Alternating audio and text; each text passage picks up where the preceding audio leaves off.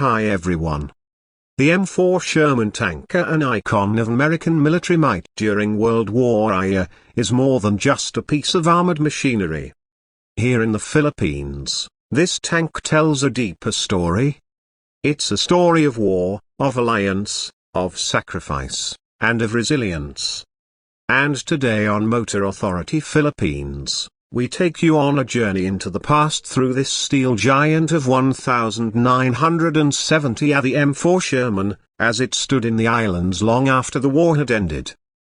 While the original M4 Sherman was designed and produced by the United States starting in 1941, this particular unit, still standing in the Philippines in 1970, was a survivor or a remnant of a devastating global conflict that reached the shores of Luzon, Leyte, and Mindoro. The tank was named after General William Tecumseh Sherman, a Union general during the American Civil War, and it played a central role in nearly every theater of combat during WWII. But what makes this particular tank in the Philippines so interesting is its place in the local narrative. After World War II, many of the tanks left behind were repurposed or abandoned, and some became silent monuments to the fierce battles that were once fought here. The Sherman became a part of the local terrain, weathered by rain, sun, and time, yet still standing strong, a testament to its rugged build. The M4 Sherman wasn't the most heavily armored tank of the war, nor was it the most powerful. It carried a 75mm main gun in most variants, although later models were upgraded to a 76mm high-velocity cannon or a 105mm howitzer. Its armor ranged from 38 to 76mm, and its gasoline-powered radial engine made it relatively fast and maneuverable. But what truly defined the Sherman was its reliability and the sheer number produced. Over 49,000 units rolled out of American factories, making it the most produced tank in U.S. history. In the Philippine setting, the Sherman tank saw action not just during the American-led liberation efforts from 1944 to 1945, but in the years afterward. Some of these tanks were integrated into the armed forces of the Philippines. They were used for training, patrols, and in some cases, internal security operations.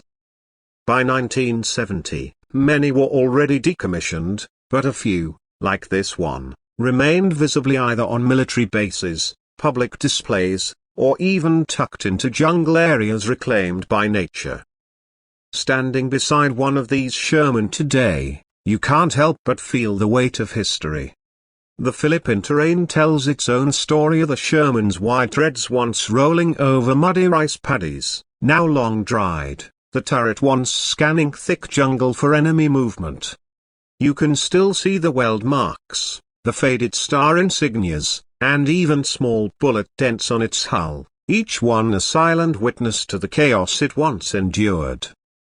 It's worth remembering that these tanks weren't just machiners, so they were manned by crews of young soldiers, often under fire.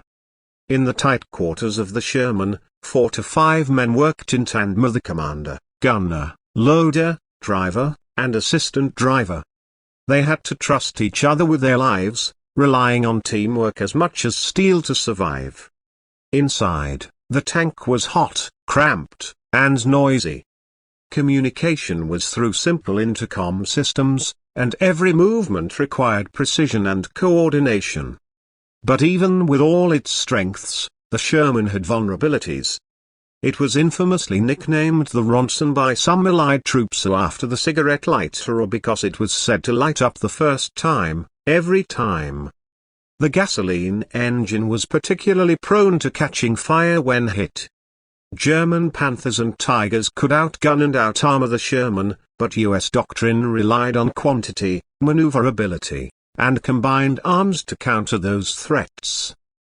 In the jungles and mountains of the Philippines, though, the Sherman found a kind of terrain it could work with. Its lighter build compared to German heavy tanks allowed it to navigate the difficult landscapes better. And more importantly, it was backed by air support, infantry coordination, and the knowledge of Filipino guerrilla allies who knew the land like the back of their hands. Today, these tanks serve a different purpose. They are teaching tools, historical artifacts, and solemn reminders.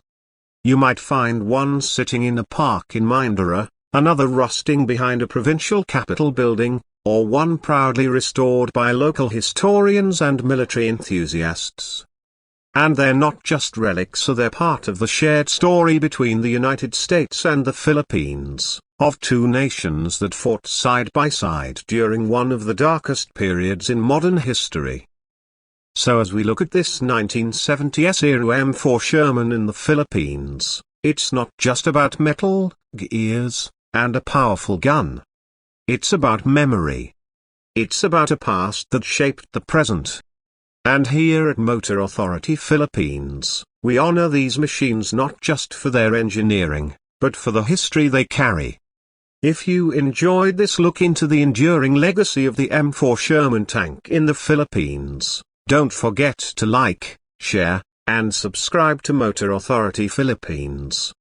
We'll be back with more stories from the world of machines, military legends, and motors that shaped our nation's road. Until next time, keep your engines running and your history alive.